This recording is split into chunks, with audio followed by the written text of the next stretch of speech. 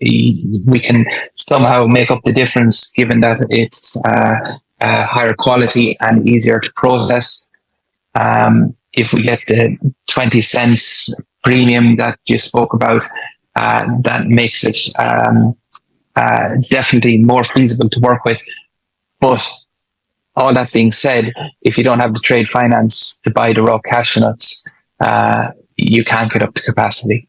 And we have to buy all of our cashews for processing from January through to August. We have to buy them during the season of October to December. So yeah, that's the more difficult end of things at our side would be access to trade finance here locally with local banks. That's a challenge. Yeah, I can imagine. Yeah, so the logistics is also time consuming more than anything else. So again, this will be harder on your working capital by the time you get the process to market or your kernels through to market.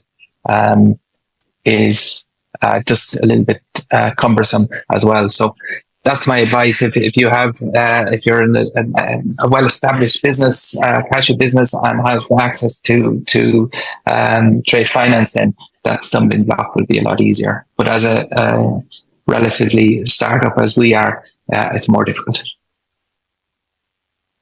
James, thanks very much indeed. So that was James Mahal, and thanks, James, for your openness and your willingness to come on and talk about your business. Very welcome. James is the managing director of Coastal Nuts in Tanzania. Coastal Nuts is a supplier of high quality cashew kernels. It is BRC certified, offers traceable cashew nuts. If you're a buyer, give them a call.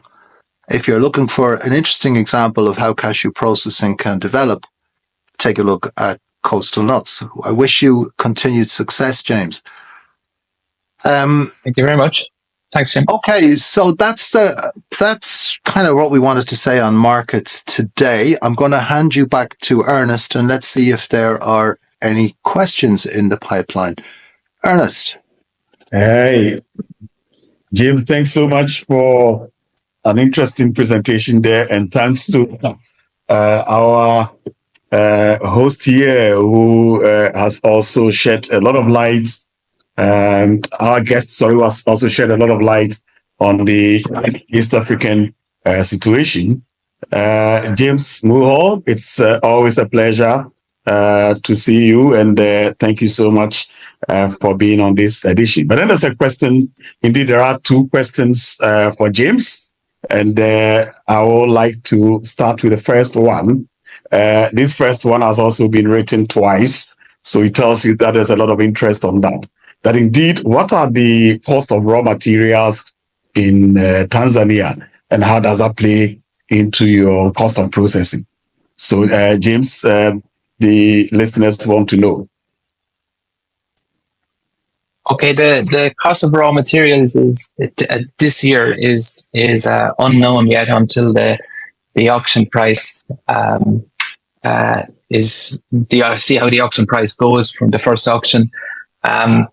So yeah, it depends on that price. That makes it a bit of a challenge for us here in that our competition would be the Indian processors who are looking for good quality cashews for their processing factories. So that's what I said when I was trying to explain that you need to find the quality markets for your product, because we're paying anything from $300, $400 more here than in West Africa. So I can't give you a precise cost. Only last year we were paying, I think it was around $350 was the difference between West Africa and East Africa. Now we are buying better quality, which means that we will get a better yield, and it's a little bit easier to process. So there are the benefits. But even with that, we're still competing with a different price point for the Indian market if we're selling to a European market. So it's really important to find a quality market to be able to get the price. Hope that answers your question. Okay, well, thank you, James. The second one is the person wants to have a frank answer. Were AMCOs useful in the access to raw nuts by processing companies? Your own perspective. Oh yes, definitely. Access to the AMCOs is beneficial, and it's important for processors. Why would processors need to pay or need to be involved in the costs of unions and the process of unions if the cashews are going to be processed locally? The system in place for unions and AMCOs for selling to the world and selling to traders is absolutely fine. There's no issue with the system they have in place, but there's no reason for local processors to incur those costs. So by having the access to the AMCOs is excellent. Yeah, it's really beneficial. From a cost point of view, helpful, even though we still have to pay a good few fees, but also from understanding where you can get quality and working with the AMCOs and indirectly with the farmers as well. So yeah, it is helpful. Yeah, thanks, James. We have another question here, and I think Jim, you have to also get in with this one. How much quantity is being processed annually in Tanzania? And the person wants to know for 2022 and 2023, and then any expectations for 2024. You're throwing that at me. Thanks very much. Yeah. That's actually quite a difficult question to answer. What we know is that processing has been increasing. Processing in Tanzania went through a very poor period where a number of factories were closed, and it's making a comeback. I think you're looking at something like 15,000 tons.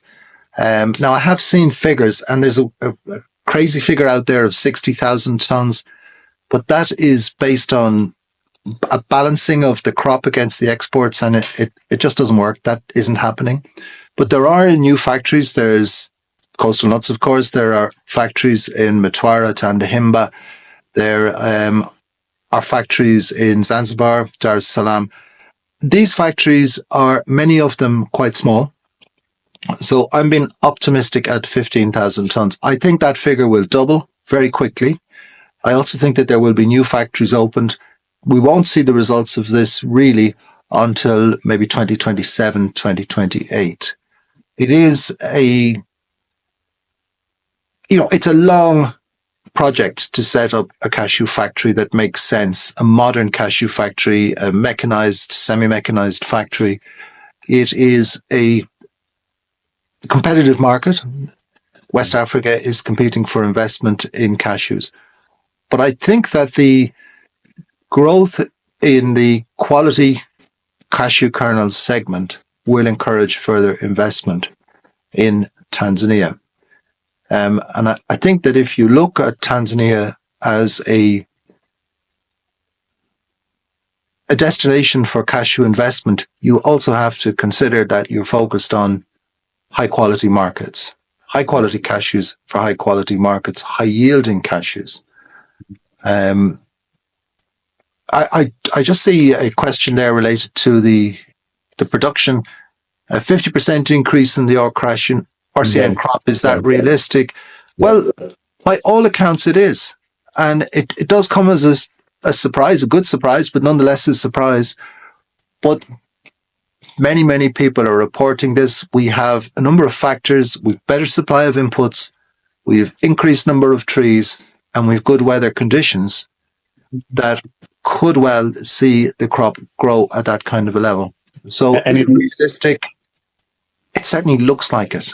Yeah, and indeed, Alfred Francis, the Director General of the CBT, will be appearing on the next GME on 23rd of this month. And I'm sure he will give all the information and also more precise estimations there. But James, there's a question here. Why you chose East Africa as an investor to set up a processing factory when the volumes are high in West Africa? I ought to know the advantages. The main reason, yeah, I suppose, the main reason is location. I was living in Uganda for a decade, so I know how to do business in East Africa a little bit more than I do in West Africa. So that would definitely be one factor. The second factor is if you have quality, you can develop good supply chains, and you can try and figure out and get to the people or the businesses that want quality. And if you can develop those relationships and make them strong, and you can consistently supply quality, they're good, strong relationships. It's quite difficult and it's long term, and it's difficult to compete with the buyers coming from India, because their kernels are at a higher price when they're selling them, etc. All of these things are difficult factors. However, if you can develop the long-term relations with quality, it's more sustainable. So that's my reasons. And now, Jim, one question here on the quality of RCN in Tanzania. Historically, how has it been like?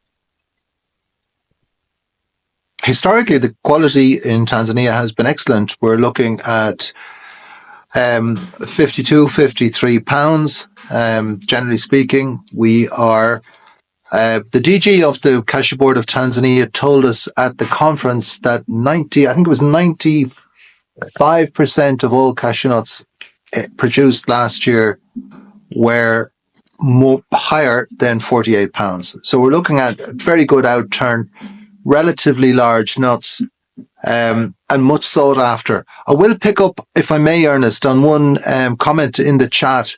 So there is there's quite a good comment there.